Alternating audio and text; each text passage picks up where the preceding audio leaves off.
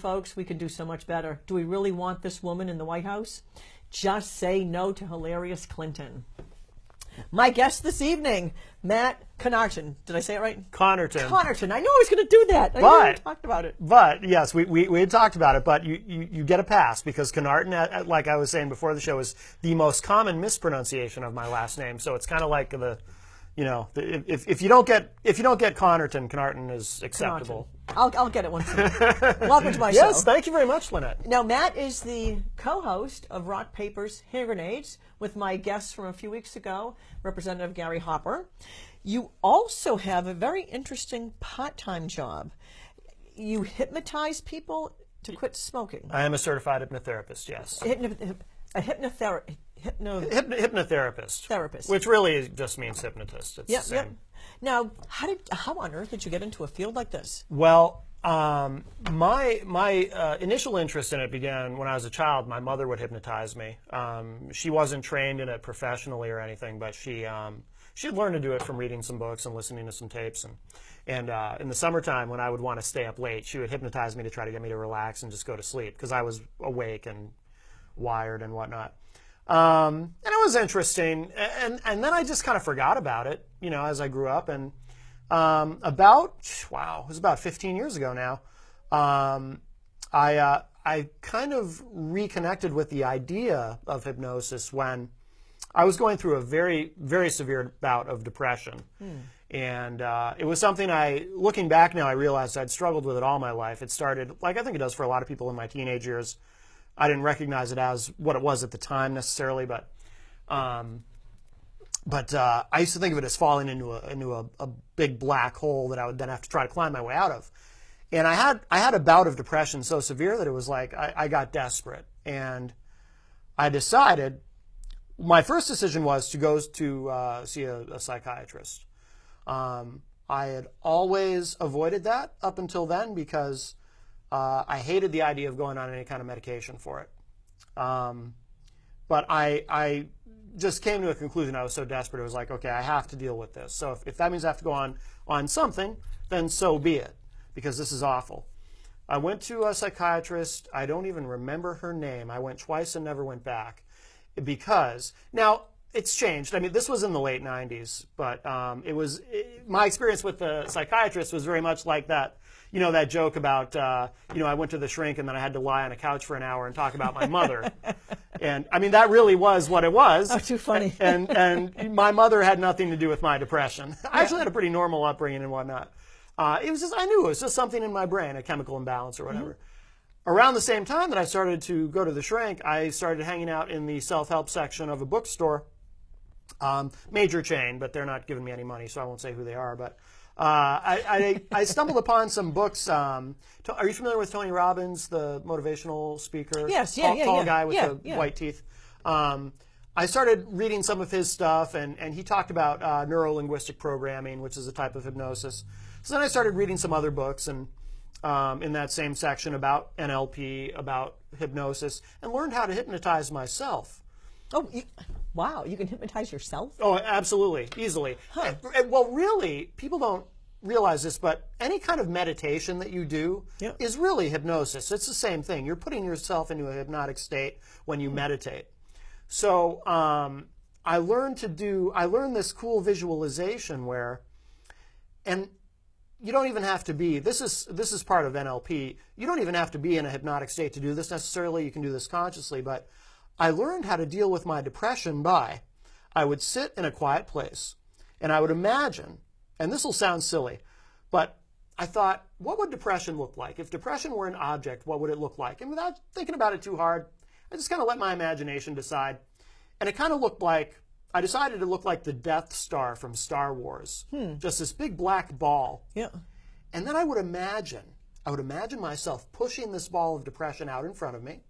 And then, I know it sounds silly, but I would imagine laser beams shooting out of my eyes into this big ball of depression, and I would watch it explode in front of me.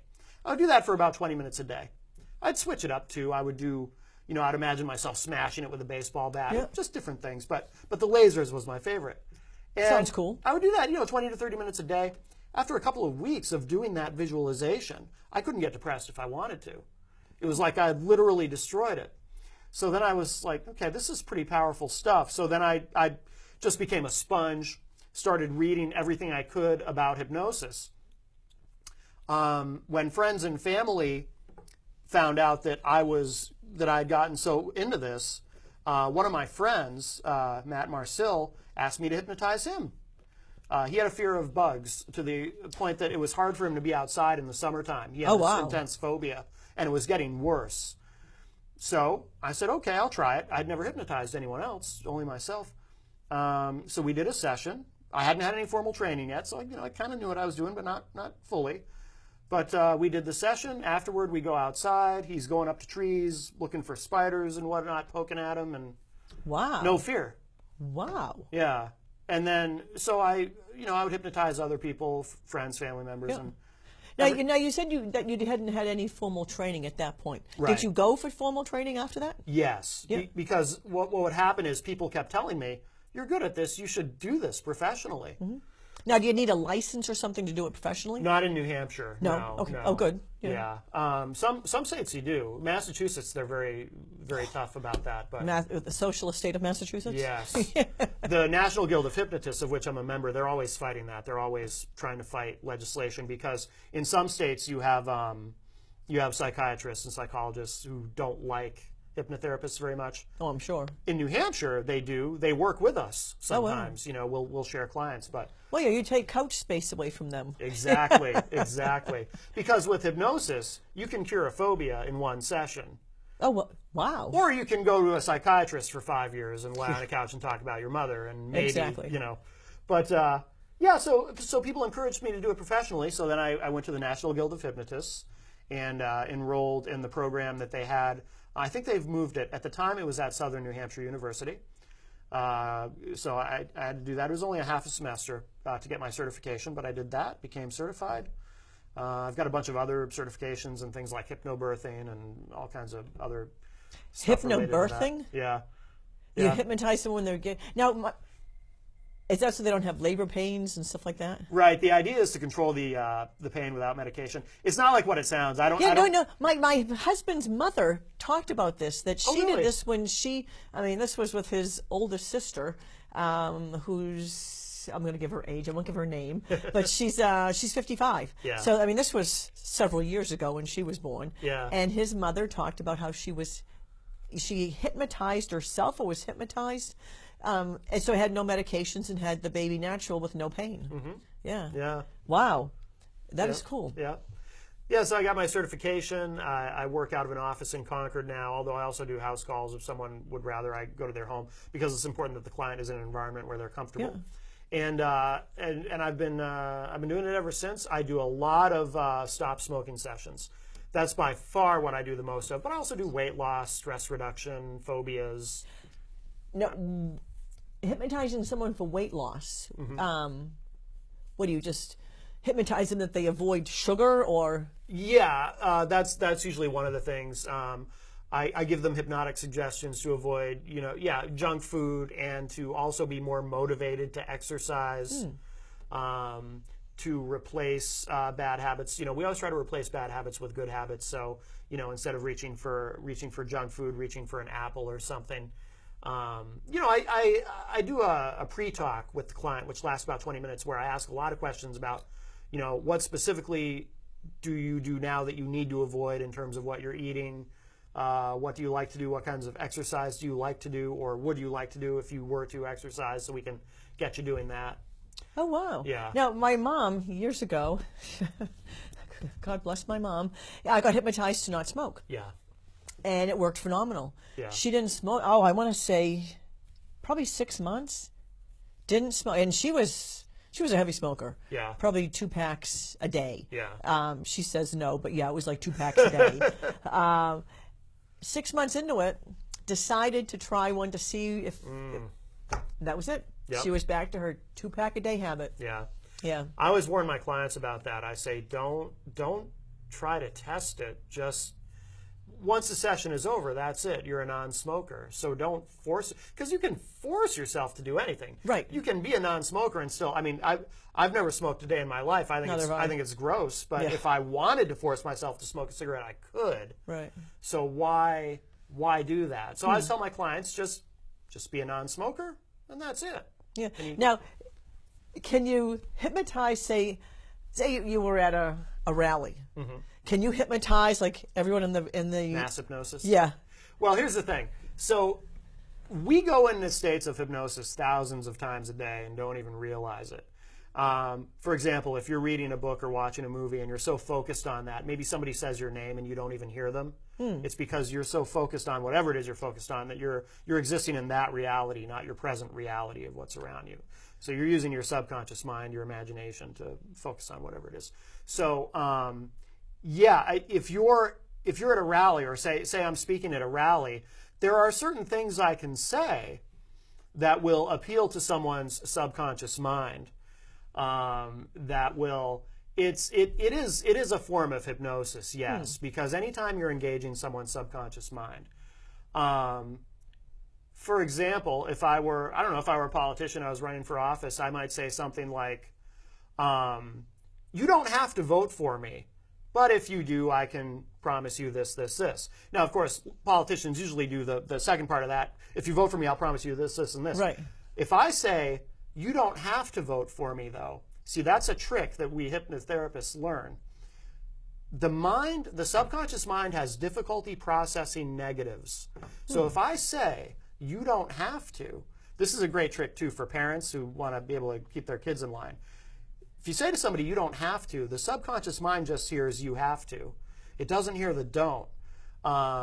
So I might say at a rally, you don't have to vote for me, but what the subconscious mind hears is, you have to vote for me because I'm going to give you this, this, this. You should go to the Democratic National Convention and say, you don't have to vote Republican. Right. Get them all to vote Republican. They'll vote right for a change.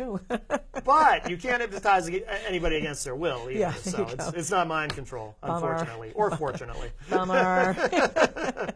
Now, you said smoking is your biggest. Yeah. Oh, by far. Yeah, yeah. What comes in second place? Weight loss. Weight loss. Yeah. And I'd say stress reduction is probably third, although to be honest with you, that tends to be tied in with, why do people eat? Yeah. One of the reasons people eat junk food is because of Stress. stress. One of the reasons people smoke is because of stress. So. Right. Yeah. Oh, wow. And phobias are fun. I get phobias occasionally too, and those are fun. Yeah. Now, what other than spider phobias or bug phobias? Well, the most common phobia is snakes, but nobody ever really comes to me for that specifically. Fear of flying. I've had people come to me for that one a lot. Somebody's got to get on a plane for the first time, and they're terrified. Yeah. That's fear of heights too. Somebody just got a new job and they have to climb ladders and they're scared. Oh, wow. Because that's very common too. Fear of heights. And those are probably and fear of public speaking. Actually, I forgot about that one because that's very common. Oh, I bet. Yeah. Yeah. As a kid, oh my word, if I even knew the right answer and I was called on, I said I didn't know. I did not want to talk in class. I was the same way. Yeah. And I can relate. Yeah, and then I went into teaching. I was a PE teacher, athletic director, coach. You have to do a lot of talking. Yeah. And some of my friends, when I got elected to office, they said, "You actually speak in public?" I said, "Yeah, I speak in front of 400 people at the State House." Yeah. Wow. Yeah. It's so opposite of what I was as a kid. Right. Right. Yeah. I don't know how I came out of my shell, but I did. I'm the same way. I can relate to that. I was very much, I'm still an introvert in a lot of ways. I'm kind of a quiet person unless I'm in front of a TV camera or a microphone or on a stage. But I was painfully shy as a kid. Oh, yeah. Oh, so was I. Yeah. My mother said if company came to the house, I usually hid in my bedroom closet. Unless it was my grandparents or my godparents, I was nowhere to be found. Yeah. I was an introvert, honest. Trust me. Yeah. Now, how busy that's a part-time job, so how often a week are you hypnotizing people? I'm pretty busy this time of year, especially with people make their New Year's resolutions and whatnot. It could be. I'm also very busy running my business, IPM Nation. So if I were to just go all in with hypnotherapy, I certainly could do it full time. But there's plenty of people out there who need the help. But there's only so many hours in a day. I am a workaholic. That's all I do is work. It's such a, especially for quitting smoking, I really believe it's the easiest way to quit. So, although I hear good things about acupuncture, but this time of year is definitely busy. Slowest time of year would be when you get into the holidays. Nobody wants to think about weight loss when you got Thanksgiving coming up, and then all the Christmas parties and the Christmas goodies. Yeah. And people get stressed out over all that stuff too, all the obligations, and so nobody wants to quit smoking in December. True. Yeah. But January rolls around, and of course too, spring too. People want to get in shape for summer. So. Yep. And now, can most things, like if you're getting hypnotized for weight loss, can that be done in one session, or is it? Yeah. And a session's like what, like an hour, half hour? About an hour. Yeah. Yep. You can deal with most change in an hour. Even quitting smoking, people are surprised sometimes to hear me say that you can quit after one session. Absolutely. There is kind of an old school approach to it where you've got these hypnotherapists who will try to sell you on a package. Okay, you come to me for 6 sessions, and at the end of session number 6, you'll finally be a non-smoker. And I always want to be careful about how I talk about that, because I'm not trying to cast aspersions on any of the people who do it that way. I don't think they're trying to bilk anybody or mislead anybody. I think it's just kind of an old school way of doing it. And what we know now about the human mind is, this is the way I was trained. You can do it in one session. There's no reason in the world why you can't give someone a series of hypnotic suggestions while they're in a state of hypnosis that will stick after one session, and they're good to go. Wow. Yeah. Now, have you ever had fun with it, and hypnotize someone and get them to bark like a dog or cluck like a chicken? Well, not in an office setting, certainly, but I have done stage shows. I'm also a trained stage hypnotist. Oh wow! So that's where you can have the fun and Too funny. Now, what's the funniest or craziest thing you've had someone do under hypnosis? My personal favorite is I'll hypnotize someone to believe that they've lost their belly button, and then they're frantically looking for their belly button and they can't find it. And it's just a silly, stupid thing, but it's just funny. Oh yeah, I bet. Oh, too funny. People be taking off their shoes looking for it, and just looking in their pockets. And, Oh, that's hysterical. Yeah. Wow. Now, how often do you do something like that? I haven't done a stage show in a while. Yeah. It's been a couple of years. I've only done maybe 7 or 8 of them over the course of my career. Now, how long have you been doing this? How long is your career span? I've about 15 years now. Oh wow. Wow. Gone in the blink of an eye, maybe even a little longer. 15, 16 years. Time goes so quick. Wow. Yeah. Don't I know it? Yeah. Oh, that's pretty cool. Yeah. Yeah. Now, when they do a stage setting, and again, can you do a mass? Well, I mean, I can say certain things. Yep. You don't have to sign up for my mailing list, but you may want to. But as far as bringing people up on stage, I'll give you. I mean, this isn't giving too much away, but because people ask me all the time, does stage hypnosis really work? Because I'll explain to someone, well, it's not mind control. I can't hypnotize someone against their will, and then they'll say, well, how come you can bring people up on stage then and get them to do silly things? And the reason is, if I'm on stage and I'm asking for volunteers to come up, I'm going to pick the people who are most excited to come up on stage. Right. You're not going to pick the doubters shaking their head like, exactly. Guy's a quack. Exactly. Anyone can be hypnotized, but they have to be willing to go along with it. They have to allow me to take them into a state of hypnosis. So I'm going to pick the people who are excited and want to go up. And sometimes those people are the introverts. But even the most introverted people have that thing inside them where they want to be able to ham it up a little bit. It's almost like a fantasy to be able to go up on stage and be silly. So even someone who's maybe not jumping out of their chair, but they look like they kind of want to come up. Yeah, come on up. And because they want to be hypnotized, so then it's easy to just bring them into a state of hypnosis and they're putty in my hands. But I'm not going to try to bring up the person who's sitting there with their arms folded going, I'm just came to watch, Yeah. Because they're not going to let me hypnotize them. And now if someone's doing it for smoking, I mean, they've made the conscious effort to come to you. So they're not going to be, hopefully they're not going to be doubting it when they're there, saying, well, this guy can't work with me. He can't do this. Because it wouldn't work at that point, I would guess. And actually, I'm very careful of when I have that initial conversation with the client, the prospective client, typically on the phone, I pay very close attention to the language that they use, because if they sound at all like, yeah, this probably won't work, but my family really wants me to try it, so I figured I'll try it, but I'm not expecting much or whatever, then I have to tell them, well, I'm sorry, but I don't think you're ready. Right. Doubting Thomas isn't going to work. Right, right. You can make whatever change you want to make, right, but you have to want to do it. If you don't really want to do it, if your heart's not in it, I can't, because if I hypnotize you for something, whatever change it is that you're trying to make, I'm not doing it for you. All I'm doing is guiding you through the process. Really, all hypnosis is self-hypnosis. I'm just guiding you through it. Oh, wow. Yeah. Huh. I never thought about it like that. Yeah. Yeah, I have a daughter that is deathly afraid of spiders. Yeah. I mean to tell you, when I see those, pictures on Facebook of someone torching their house and say, yep, the spider's dead now. Yeah, That would be my daughter. Yeah, yeah. I don't like them either. I don't like them, but I mean, if I see one, hey, if you're in my house, you deserve to die. Right, yeah. right. And I will kill you if you're a spider. Right, You're going to die. Me too. Yeah. Outside, I'll let them be, because they have a purpose. They eat mosquitoes. Right. They eat other nasty little critters. Right. But if you're in my house, no, you got to die. Right. Yeah, absolutely. But if it's big and hairy, Eric, he needs to die. Right, right. My Yeah. husband will kill it. Yeah. Or my black lab eats it. Oh, there you go. Yeah. You can always tell when it bites her, shakes her head. But there's someone that's going to kill the spider. Right. But my daughter, no, she'd rather cry or scream. Yeah. She may be a candidate for it. Yeah, there you go. Yeah. Life would be so much better. Her younger sister likes to kill spiders in my older daughter's room. Yeah. And then taunt and chase and scare her with that dead spider. That's not nice. No, it's not nice. No, she's evil. Wow. Yeah. Now, have you ever hypnotized anyone on your show on Rock Paper Hand Grenades? Not on that program.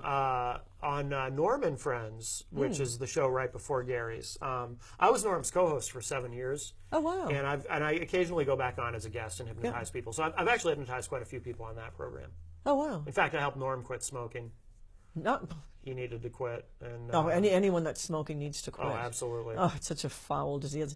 I just watched my mother go through 1.5 years of cancer because of smoking. Yeah. And I mean, she was healed in heaven, but she was only 77. Yeah. Her mother lived to be 95, almost 95. My grandmother's sister, 95. There was longevity. Yeah. They didn't smoke. Yeah. Yeah. Oh, yeah. It's a disaster. Yeah. Other than, not just cancer, there's so many things. Emphysema and Oh, yeah. Oh, and the smell. Things. Oh, my word. It's like kissing an ashtray when you kiss a smoker. Oh, it's disgusting. I tried a cigarette once in high school. Not because I wanted to take it up as a habit. I was just curious, like, what is it about it that could be so great that makes someone want to keep doing it once they start? So I figured, well, I'll just try one just to see. One's not going to get me addicted to it. So my friend Sean gave me a cigarette, and I puffed on it, and the taste of it was so awful. I felt like I just put a spoonful of dirt in my mouth. To this day, I don't understand it. I don't understand smoking. Yeah, no, I've never tried one. My mother used to have me light hers and I would hold it on. It's just, really? You got to take a drag. I'm not taking a drag of that thing. Yeah. And I used to sabotage her and try to get her to quit smoking. Really? I would put unlit fuses down the cigarette. Yeah. So when she lit it, it just singed her bangs and eyebrows a few times. Wow. Yeah, she didn't like that. And so then she got into the habit of looking at her cigarette. So then I started rolling the filter out. No kidding. I would just roll it. And the paper for the filter stayed there.